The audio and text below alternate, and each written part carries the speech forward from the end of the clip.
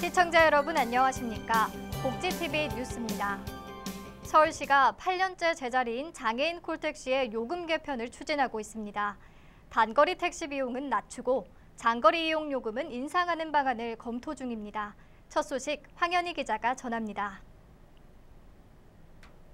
서울시가 콜택시의 회전율을 높이고 단거리 이용자가 보다 저렴하게 택시를 이용할 수 있도록 장애인 콜택시 요금을 개편할 예정입니다.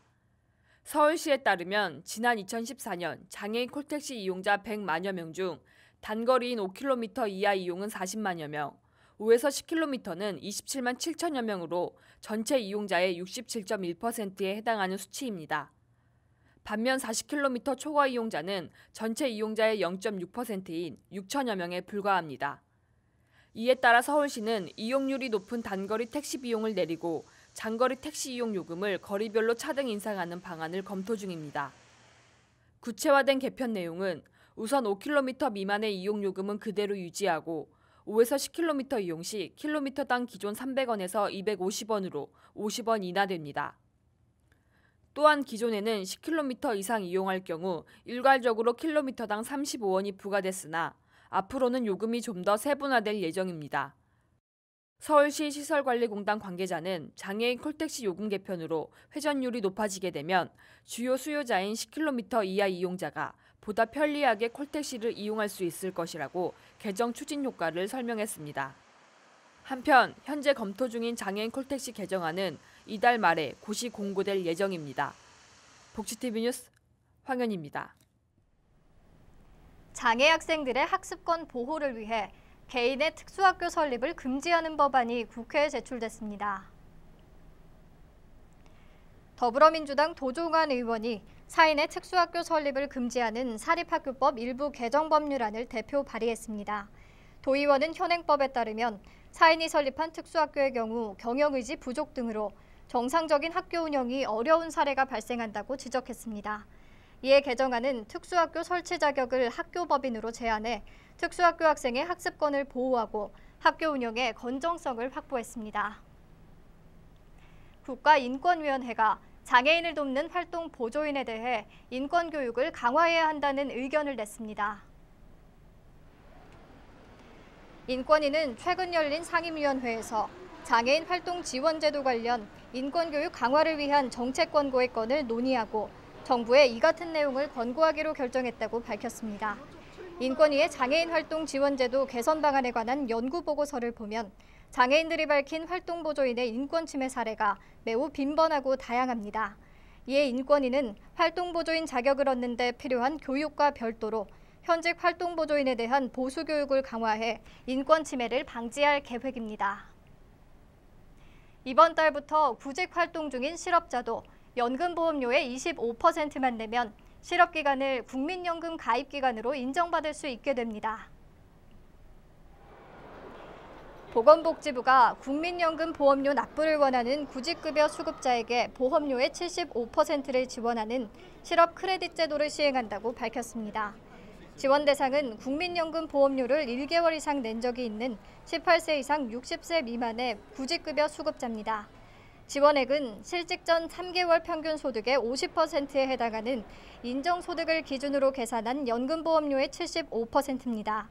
인정소득의 상한은 70만 원이며 지원은 생애 최대 12개월까지만 가능하고 12개월을 지원받기 전까지는 구직급여를 받을 때마다 재신청이 가능합니다. 취업지원과 직업훈련, 복지서비스 상담까지 한 곳에서 진행되는 고용복지 플러스 센터가 개소 2년 만에 1,000개의 일자리를 창출했습니다. 흩어진 기관들이 모이면서 시너지 효과가 나타난 것으로 보입니다. 김한겸 기자가 전합니다. 남양주 고용복지 플러스 센터입니다.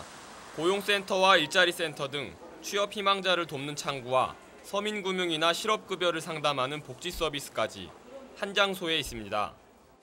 한 곳에서 여러 가지 진로 적성 검사라든지 상담이라든지 직업 알선까지 일사천리로 이렇게 패키지로 묶어서 해주시니까 편리합니다. 고용복지 플러스 센터는 일자리와 복지에 관련된 6개의 기관이 모여 통합 서비스를 제공합니다. 1:1 맞춤형 상담과 교육은 물론 필요한 지원까지 원스톱으로 진행해 만족도 조사 결과 85% 이상이 만족한다고 답했습니다. 실제로 지난 2014년 전국 최초로 문을 열어 현재까지 약 1000여 명이 취업에 성공했고 전년 대비 22%나 그 수가 증가했습니다.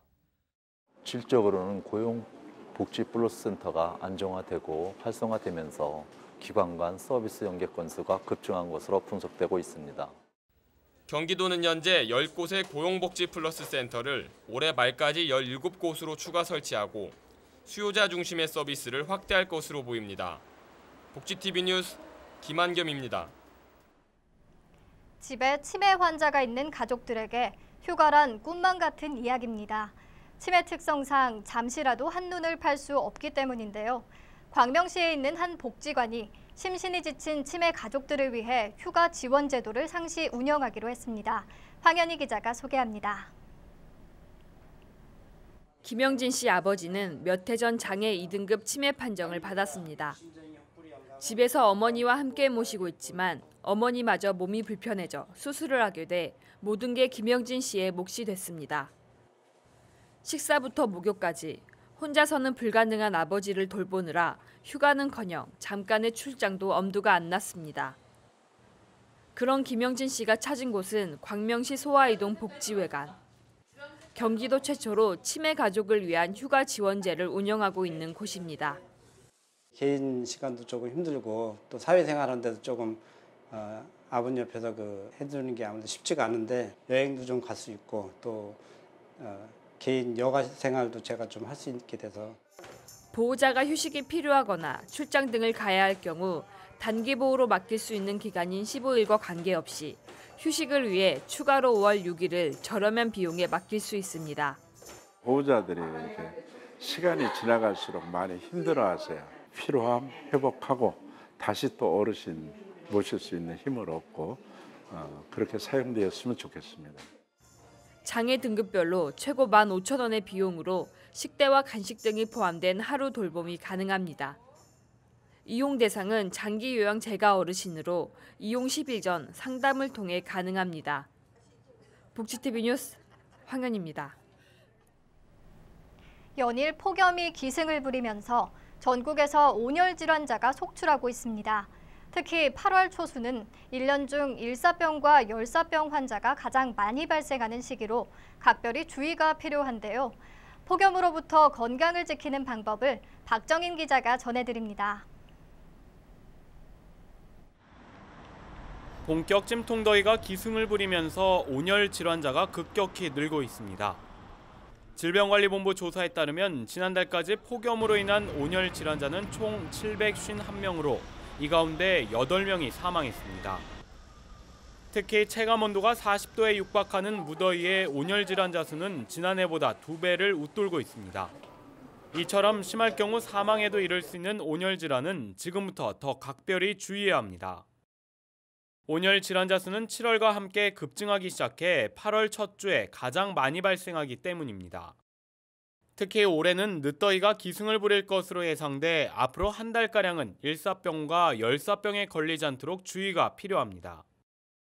폭염에 가장 취약한 장소는 실외 작업장으로 조사됐고 논밭과 길가가 뒤를 이었습니다. 온열 질환자 비율은 50대가 20%로 가장 많고 40대, 60대 순입니다. 사망자로 한정할 경우 70대 이상 고령자가 비율이 가장 높고 농작업 중에 집중 발생하는 것으로 조사됐습니다. 국민안전처는 폭염이 지속되면 갈증을 느끼지 않도록 자주 물을 마시는 등 수분 섭취를 충분히 해야 한다고 말했습니다.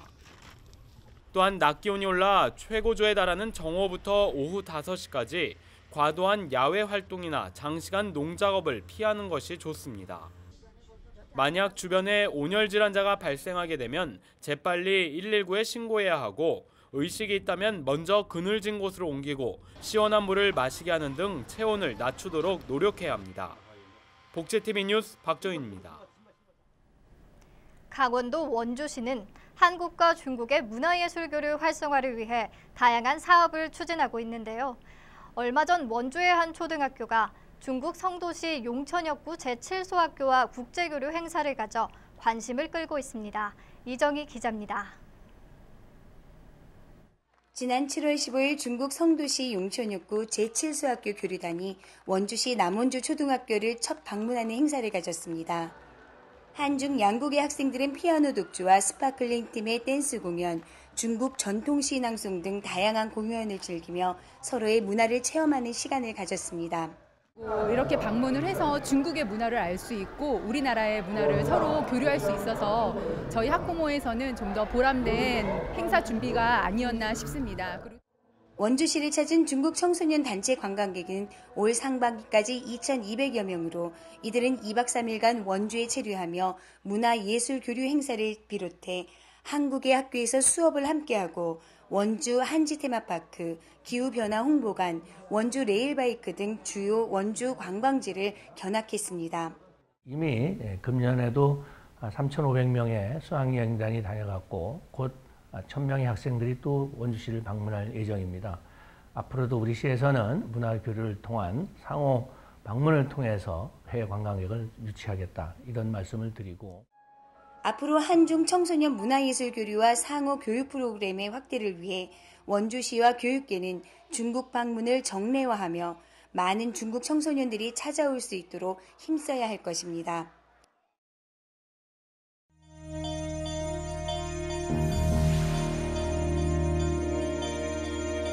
이어서 간추린 뉴스를 전해드립니다. 한국장애인개발원과 한국예탁결제원이 장애인 소상공인 영업환경 개선 사업의 대상 사업장을 모집합니다. 모집 기간은 오는 12일까지며 모집 대상은 대구 지역의 장애인 소상공인 사업장입니다. 대상 사업장으로 선정되면 오는 12월 말까지 사업장의 영업환경 개선과 장애인 관련 편의시설 등이 설치됩니다. 질병관리본부가 공식 홈페이지를 개편하고 8월부터 정식 서비스를 시작합니다. 또한 모바일 기기로 접속할 수 있는 모바일 사이트도 문을 열어 접근성을 확대했습니다. 이에 따라 스마트폰을 이용해 감염병과 만성질환 등에 대한 정보를 손쉽게 찾아볼 수 있습니다. 서울시 서부공원 녹지사업소가 구로구 항동에 위치한 푸른수목원 잔디광장에서 장애인과 비장애인이 함께 즐길 수 있는 베리어프리 공간 영화제를 무료로 상영합니다. 영화제에서는 총 5편의 영화가 야외에서 상영되며 음악 공연과 변사 공연이 함께 진행됩니다. 자세한 사항은 푸른수목원 또는 베리어프리 영화위원회로 문의하면 됩니다. 경남도가 재외교민 자녀들의 한국문화 체험을 위해 모국문화 체험 연수를 실시했습니다. 이번 연수에는 총 7개국에서 39명의 학생들이 참여해 김해, 통영 등 경남 지역에서 한국의 역사와 전통 문화를 직접 체험해보고 각국의 학생들과 소통하는 시간을 가졌습니다. 경북 문경시에서 발달장애인의 지역사회 통합을 위한 발달장애인 자조집단 여름 캠프가 실시됐습니다. 행사에는 성인 발달장애인 12명이 참여해 인권영화 관람과 물놀이 등 다양한 프로그램을 즐기며 구성원들과 단합의 시간을 가졌습니다.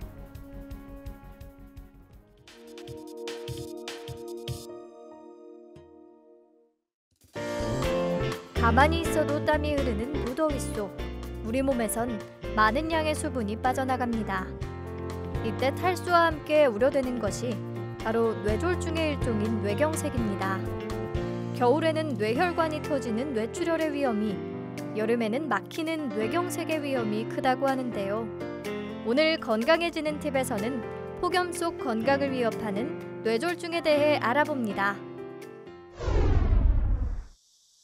무더위에 인체는 많은 변화를 겪습니다. 즉각 반응하는 게 혈관인데 몸 구석구석에 있는 말초혈관은 확장됩니다. 문제는 이때 일어납니다. 뇌로 가는 혈류가 줄어들기 때문입니다. 뇌혈관에 동맥경화가 있을 경우 혈관이 막히는 뇌경색의 발생 위험이 커진다는 지적입니다. 젊고 건강한 사람들은 크게 문제가 안 되는데 혈관이 딱딱하고 또 뇌혈관이 동맥경화로 좁아져 있는 환자들은 그 혈류를 말초로 뺏기게 되면은 뇌로 가는 혈류가 상대적으로 줄어들게 되거든요. 그러면은 이제 혈류 장애가 생겨서 결국 뇌경색까지 초래하게 되는 경우가 생길 수 있죠. 뇌졸중은 증상 발생 후 늦어도 4시간에서 5시간 안에 응급시술을 해야만 목숨을 구할 수 있습니다. 여름철에는 경각심이 낮은 편이어서 고혈압, 당뇨, 고지혈증과 같은 동맥경화가 생기기 쉬운 사람, 심혈관 질환자는 주의가 필요합니다. 물을 충분히 마시고 극심한 두통, 언어장애, 얼굴과 팔다리 한쪽 마비가 생기면 바로 응급실을 찾아야 합니다.